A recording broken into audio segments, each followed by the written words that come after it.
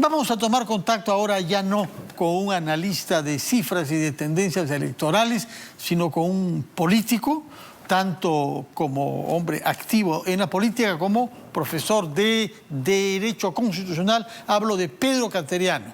Señor Cateriano, muy buenas noches y bienvenido a RPP. Buenas noches, Fernando. Encantado de estar con usted. No sé si ha podido escuchar usted lo que ha dicho el gerente de CPI, señor Omar Castro, respecto de la campaña. Él ha sostenido al final que no está funcionando lo que él considera una estrategia de estigmatización de Pedro Castillo como terrorista, comunista, flojo, etcétera, etcétera, etcétera, incompetente, ignorante. ¿Usted también tiene ese mismo sentimiento, que no está funcionando esa estrategia? Bueno, no lo sé. En todo caso, yo simplemente, como cualquier lector, leo las encuestas que publican. Pero interpretarlas, hacer un análisis político de las encuestas, creo que no debería ser el papel de una encuestadora. Pero en todo caso, vayamos a los hechos objetivos. Si un candidato a la presidencia de la República dice que va a suprimir el Tribunal Constitucional, que es el órgano de control de la Constitución, que es el que frena el ejercicio abusivo del poder, lo mínimo que tenemos que hacer es preguntarle a ese candidato por qué desea suprimir el Tribunal Constitucional. Eso no es, como algunos sostienen, empleando esta palabreja, terruquear al candidato. No, eso es exigirle explicaciones a una medida manifiestamente golpista que rompería el Estado de Derecho en el país. Cuando el candidato Castillo con el señor Cerrón plantean disolver el Congreso al margen de lo establecido en la Constitución y convocar a una asamblea constituyente violentando los procedimientos constitucionales, eso obliga a cualquier ciudadano medianamente informado a alarmarse, porque disolver el Congreso al margen de la Constitución es un golpe de Estado. ¿Eso significa estigmatizar a un candidato? De ninguna manera. Yo creo que eso, por el contrario, constituye un motivo de preocupación, sobre todo porque en un momento como el actual, en donde hay una confrontación, una tensión evidente, lo que el país requiere es que se aclaren las cosas. De otro lado, entrando al terreno económico, en medio de una crisis sanitaria, económica, a nivel internacional, es conveniente para el país experimentar nuevamente en materia económica, repitiendo un modelo de confiscación, estatización de medios, tal como ocurrió durante la dictadura de Velasco y el primer gobierno de Alan García. Porque sabemos, Fernando, que al final la factura la paga el pueblo, el gigantismo del Estado, la hiperinflación, la terminamos pagando todos. El proceso de reconstrucción fue largo. Claro, en 2 o 3 años podemos vivir de la farra fiscal, de la irrealidad. Pero es como cuando un ciudadano de clase media va al banco, se presta 80.000, 100.000 o 200.000 soles, vive como un príncipe engañado un año, pero después estará sujeto a embargos, a una persecución judicial si no paga esa deuda. De otro lado, hay algunas medidas que ha planteado también el señor Castillo que reflejan una carencia de formación democrática. ¿Cuáles son esas? La más grave, él dice que respetará la Constitución de acuerdo a lo que le diga el pueblo. En democracia el voto es la piedra angular y el sufragio sirve para elegir a nuestras autoridades. Pero una vez elegidas las autoridades, gobiernan con apego a la Constitución y la ley, no de acuerdo al criterio del ganador con el apoyo del pueblo. Se gobierna, y eso es lo que distingue a un Estado democrático, con el límite de la Constitución, no con los deseos populistas o demagógicos del pueblo o del gobernante. Y si el candidato Castillo, con toda franqueza, nos está anunciando que no va a gobernar respetando la Constitución, sino de acuerdo a lo que le diga el pueblo, él tiene la obligación también de aclarar esta peculiar manera que tiene de interpretar la Constitución. Pedro Casteriano, hay otro tema que no lo ha puesto usted en su lista roja, digamos, en su lista de inquietud democrática, que es el de la libertad de prensa y expresión, que vamos a conmemorar por lo demás el lunes próximo y sobre el cual hay referencias explícitas en el plan de gobierno de Perú Libre. ¿Esto lo incluye usted en la lista de temas sobre los cuales considera que hay que tener dudas o más que dudas sobre la convicción democrática del señor Pedro Castillo? Sin duda alguna, Fernando, porque si uno revisa el capítulo referido en el programa de gobierno del señor Castillo, es lo que piensa el señor Cerrón, que es el ideólogo del partido, el que tiene el control político de Perú Libre.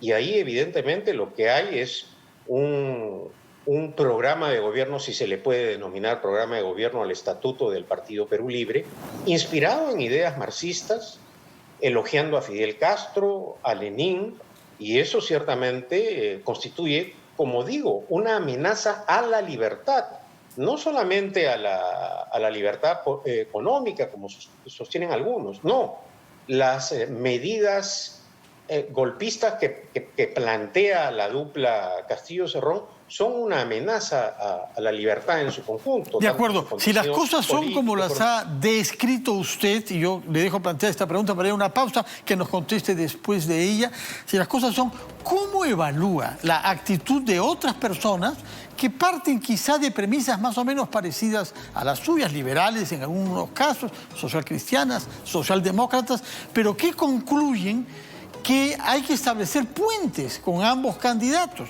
Lo ha dicho una corriente social cristiana de las que hay en el Perú, lo ha dicho el candidato Julio Guzmán también, que va a hablar con los dos candidatos, y lo ha dicho también otro ex candidato presidencial, Hernando de Soto, sosteniendo que había que establecer puentes y que tomaría una posición recién dentro de una semana. Esta estrategia, diferente a la suya, quisiera que la evalúe, por favor, después de la pausa.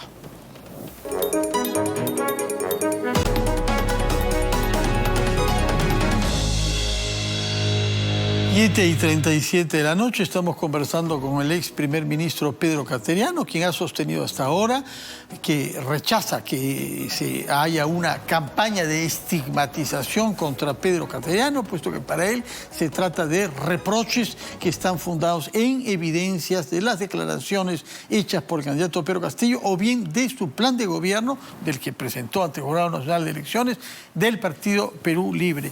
Y le había preguntado, en contraste con esta condena radical, ¿cómo juzga usted el camino que quieren recorrer algunas personas que solamente constatan que estamos ante algo inevitable? Están ahí por el voto popular, es posible que este señor gane, lo mejor sería, el señor Pedro Castillo, digo, lo mejor sería para ellos que haya un diálogo que se establezca con él y también con Keiko Fujimori, para tener garantías sobre algunos temas sobre los cuales pedir un compromiso de ambos candidatos. ¿Esa estrategia política usted la rechaza? Bueno, primero decir que el diálogo es algo fundamental en el sistema democrático. Es un rasgo distintivo del funcionamiento regular de las instituciones políticas, del sistema político. Pero acá el radical es el señor Pedro Castillo. Él ha dicho que no va a aceptar ninguna hoja de ruta, que no va a invitar a nadie, y que él va a aplicar el programa de acuerdo a lo que le diga el pueblo. La posición radical, por lo tanto, no es del otro grupo. Pero se ha reunido, de hecho, pero se ha reunido. Lo que nos ha dicho Hernando de Soto anoche es que él ha mantenido un diálogo con el señor Pedro Castillo.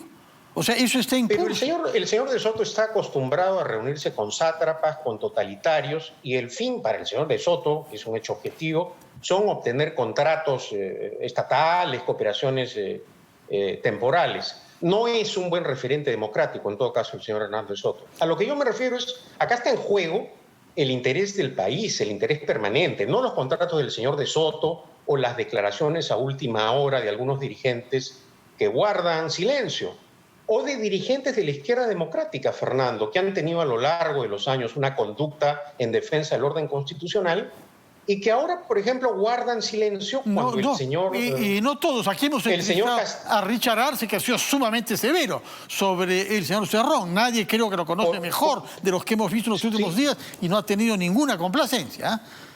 Por eso he dicho un sector de la izquierda, no he dicho toda la izquierda. Ese sector de la izquierda que guarda silencio cuando el señor Castillo dice que va a suprimir el Tribunal Constitucional. Ese sector de la izquierda que en los últimos días elogia a Velasco, guarda, digamos, una complicidad con las medidas manifiestamente inconstitucionales que plantea el señor Castillo con el señor Cerrón.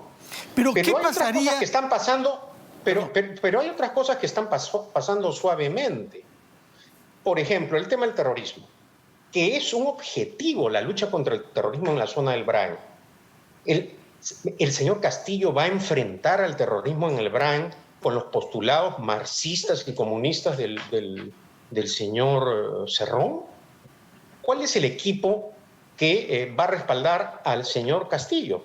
Repito, Fernando, en la crisis más severa a nivel internacional desde el punto de vista sanitario y económico, lo que está planteando el señor Castillo es volver a aplicar medidas económicas que ya fracasaron y que significaría, como ha dicho hace algunos días Mario Vargas Llosa, una catástrofe para el país. Y al final, ¿quiénes van a pagar, Fernando, los platos rotos? Los pobres del Perú. Veamos lo que ha sido el drama venezolano. Los venezolanos ricos están en la calle Jorge Juan, en Madrid, están en Miami, están en Washington. ¿Quiénes entraron caminando por la frontera norte, desde Tumbes hasta Lima o desde Tumbes hasta Piura? ¿Quiénes? ¿Los ricos venezolanos huyendo de las dictaduras de Chávez y de Maduro? No, los más pobres, que son efectivamente los que pagan los platos rotos en vivienda, en salud, en educación. Es la realidad. Veamos las cifras de lo que fue la catástrofe durante el gobierno de Alan García, que fue el éxtasis del nacionalismo, del populismo y del estatismo. ¿Cómo quedó el Estado peruano? En una situación paupérrima que hundió en la pobreza a millones de peruanos. Salir de eso nos ha costado años. Ahora, para hacer también, porque lo que veo también es en una situación tan dramática como esta, en la que ninguno de los dos candidatos generan confianza, es que tenemos que optar. Tenemos que optar, ¿por qué? Porque el pueblo votó así en la primera vuelta, Fernando. Colocó al señor Castillo y Cerrón, a la dupla Castillo y Cerrón, frente a la señora Keiko Fujimori. ¿Qué cosa contestaría usted, señor Cateriano, a quienes dicen se está desconociendo la realidad que hemos visto en otros casos, como en el Ecuador, en que alguien llega a la presidencia bajo la protección, bajo el amparo de una figura más importante y se independiza de él, como ha sido el caso de Lenín Moreno respecto de Rafael Correa? Hoy el señor Lenín Moreno ha pedido que se vote contra Pedro Castillo, culminando en un proceso que lo ha alejado radicalmente de su mentor y del partido que lo puso en el poder. Por una sencilla razón, Fernando. Si nosotros revisamos la campaña electoral de Lenín Moreno, no planteó medidas golpistas y autoritarias como las que está planteando Castillo con Cerrón. Es una diferencia notoria.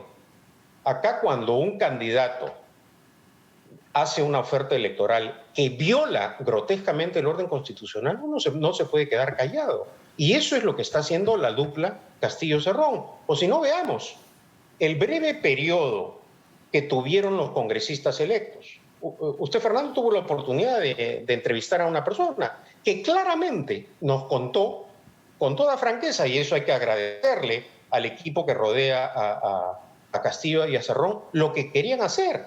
Es decir, dar un golpe de Estado, controlando el Parlamento, dejando solamente la mesa directiva e instalando un Congreso Constituyente. ¿En qué parte de la Constitución está establecida esa vía para perpetuarse en el poder? En ninguna parte. ¿Y cuál fue la orden del señor Castillo? Todos se callan, yo hablo. Es decir, rememorando la famosa frase, el Estado soy yo. Es decir, recurrir a una medida autoritaria y totalitaria, callar a todos, pero ya el planteamiento está registrado. Bueno, y en el fondo, Fernando, el que tiene el control político no es el señor Castillo, es el señor Cerrón. Y esa es otra diferencia con otros candidatos. muchas gracias. Lamentablemente, el señor Castillo utilizó un partido que es un vientre de alquiler y eso constituye también otra amenaza a la estabilidad política del país. Muchas gracias, Pedro Cateriano, por sus explicaciones sobre la posición que usted está defendiendo. En este caso lo veremos quizás haciendo campaña a medida que se acerca la segunda vuelta, ¿no? Fernando, yo he sido una víctima del fujimorismo y de Fuerza Popular. A mí Fuerza Popular me quiso meter preso. No es que yo me haya vuelto un fujimorista fanático, como he señalado. Lo que hay ahora es una verdadera amenaza a la libertad. Y todos aquellos peruanos que vemos que el país puede terminar como Venezuela, estamos obligados cívicamente a ejercer nuestros derechos para que esa dupla golpista no acceda al poder mayoritariamente. Muchas gracias por sus explicaciones y su presencia en RPP, señor Pedro Cateriano, ex primer ministro. Que tenga usted buenas noches. Vamos a hacer una pausa y cuando regresaremos conversaremos sobre el cine como reflejo de la realidad a propósito de la ceremonia que ha tenido ayer de entrega de los premios Oscar.